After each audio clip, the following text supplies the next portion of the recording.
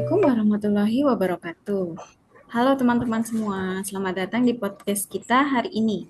Perkenalkan, nama saya Arum Zumroto Asfia, nomor siswa 2641350.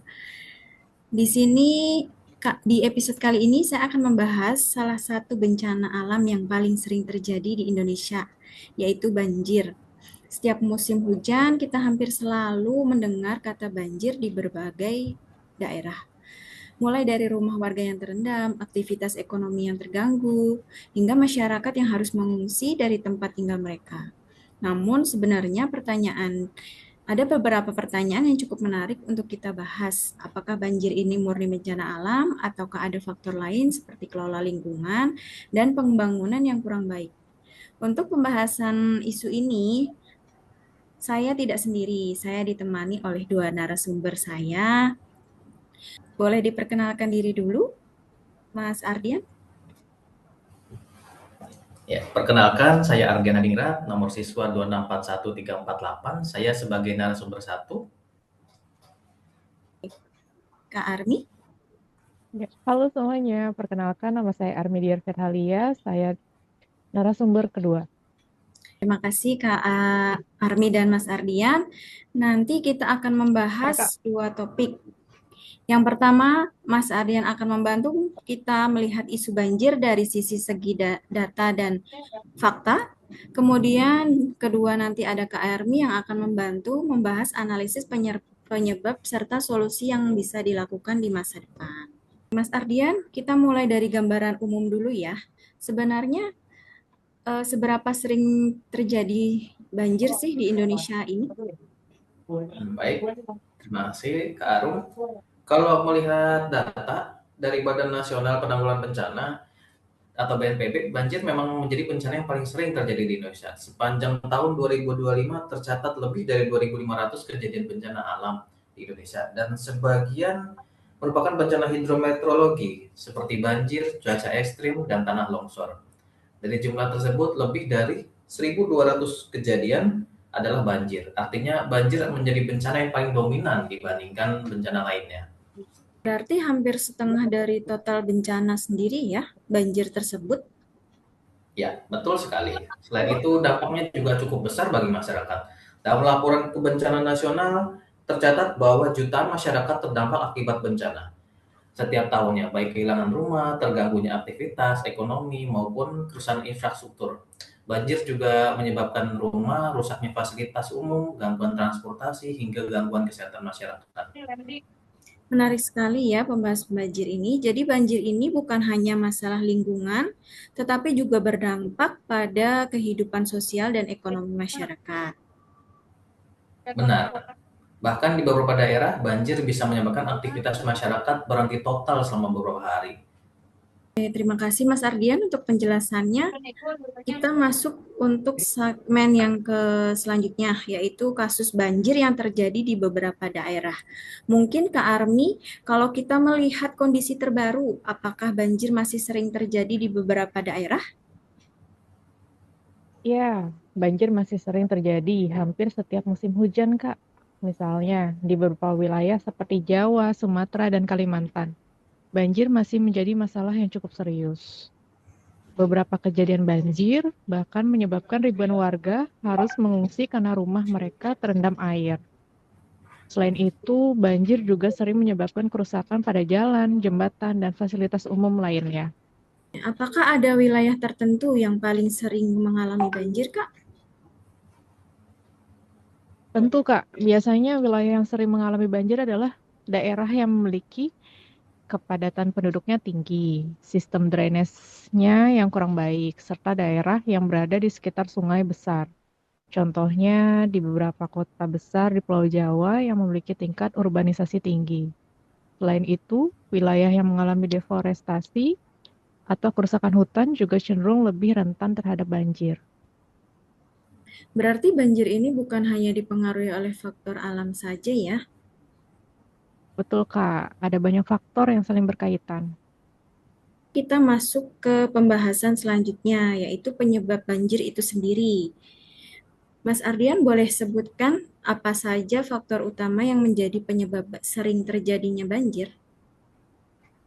Baik, ada beberapa faktor utama. Pertama adalah curah hujan yang tinggi. Indonesia merupakan negara yang tropis yang memiliki curah hujan cukup besar, terutama pada musim hujan.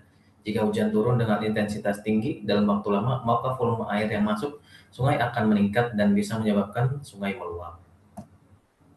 Selain faktor alam, apakah ada faktor yang berasal dari aktivitas manusia? Tentu saja ada, Mbak Kak. Salah satunya adalah ahli fungsi lahan. Banyak hutan atau lahan hijau yang berubah menjadi kawasan permukiman atau industri. Padahal hutan memiliki fungsi penting sebagai daerah resapan air. Ketika daerah resapan air berkurang, air hujan tidak dapat diserap dengan baik oleh tanah dan akhirnya mengalir ke sungai atau pemukiman warga. Kak Armi, apakah ada faktor lain yang berpengaruh? Ada beberapa faktor lain yang cukup penting. Misalnya, perencanaan kota yang kurang baik. Banyak kota berkembang dengan sangat besar dan sangat cepat, tetapi sistem drainase atau saluran air tidak berkembang secara optimal. Akibatnya, ketika hujan deras turun, saluran air tidak mampu menampung volume air yang besar. Selain itu, ada juga masalah klasik, yaitu sampah di sungai dan saluran drainase. Ketika saluran air tersumbat oleh sampah, otomatis aliran air akan menjadi terhambat dan akhirnya menyebabkan banjir. Berarti sebenarnya banjir juga berkaitan dengan perilaku masyarakatnya sendiri ya. Iya, betul sekali Kak, karena kesadaran masyarakat dalam menjaga lingkungan juga sangat berpengaruh terhadap resiko banjir. Terima kasih untuk faktor-faktor yang mengenai penyebab banjir. Sekarang kita masuk segmen yang selanjutnya, yaitu upaya apa saja atau penanganan apa saja dan pencegahannya yang bisa kita lakukan untuk mengurangi risiko banjir di masa depan. Mungkin Mas Aryan boleh disebutkan apa saja faktor-faktor yang bisa mengurangi risiko banjir itu. Baik, salah satu langkah penting adalah perbaikan tata ruang kota. Pemerintah perlu memastikan bahwa pembangunan kota tetap memperhatikan keberadaan ruang terbuka hijau dan daerah resapan air. Selain itu juga diperlukan rehabilitasi lingkungan seperti penanaman kembali hutan, menjaga daerah aliran sungai, serta mengurangi kerusakan lingkungan. Kemudian ada juga solusi berbasis teknologi seperti pemanfaatan teknologi dalam sistem peringatan dini seperti pemasangan sensor tinggi muka air sungai, sistem early warning sistem banjir, atau aplikasi sistem peringatan kepada masyarakat, atau juga pemantauan cuaca berbasis data dari BMKG. Nah, nanti manfaatnya adalah masyarakat dapat mendapatkan peringatan lebih cepat, mengurangi korban jiwa dan kerugian, serta ada perbaikan infrastruktur juga nih, drainase dan pengendalian sungai. Banyak banjir terjadi karena saluran air tidak mampu menahan debit air. Harusnya solusinya adalah normalisasi dan pengerukan sungai, pembangunan drainase yang terintegrasi, pembuatan waduk, embung atau kolam retensi, pembangunan tanggul di daerah rawan banjir. Itu berfungsi untuk mengurangi volume air yang meluap dan mengendalikan aliran air saat hujan deras. Terima kasih Mas Ardian.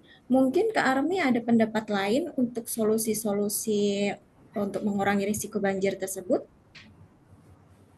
Ada Kak, yaitu penataan tata ruang dan pengendalian pembangunan.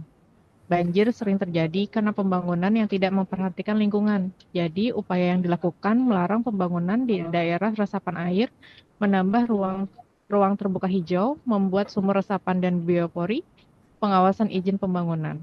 Nah, dan manfaatnya air dapat meresap ke tanah, mengurangi limpasan air hujan. Lalu ada pengelolaan sampah yang baik. Jadi, sampah yang menyumbat saluran air menjadi penyebab utama kan banjir di banyak kota.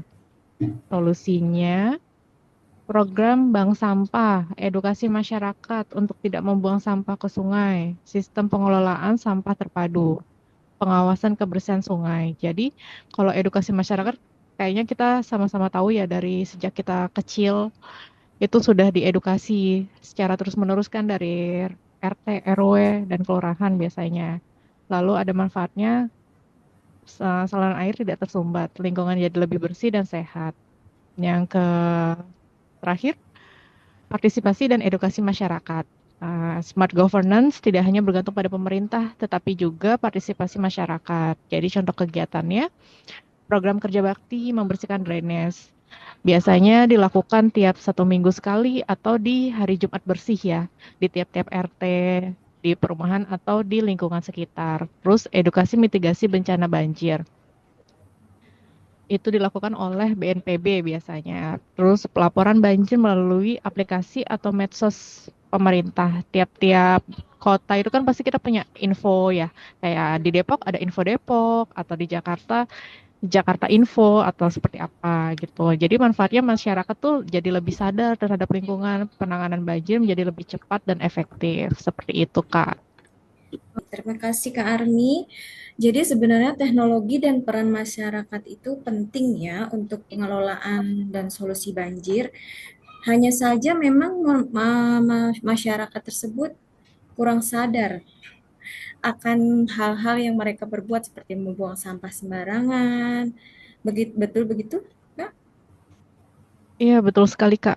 Bahwa banjir memang dipengaruhi oleh faktor alam seperti curah hujan yang tinggi, namun di sisi lain banjir juga dipengaruhi oleh berbagai faktor seperti kerusakan lingkungan, tata kelola kota yang kurang baik, serta perilaku masyarakat itu sendiri. Karena itu, penanganan banjir tidak hanya bergantung pada respons saat terjadinya bencana, tetapi juga upaya pencegahan dan pengelolaan lingkungan yang berkelanjutan.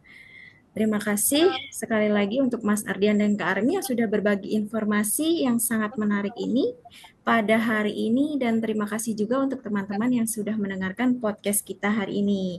Sampai jumpa di episode berikutnya. Wassalamualaikum warahmatullahi wabarakatuh. Dadah. Waalaikumsalam warahmatullahi wabarakatuh. Waalaikumsalam warahmatullahi wabarakatuh. Audio Jungle.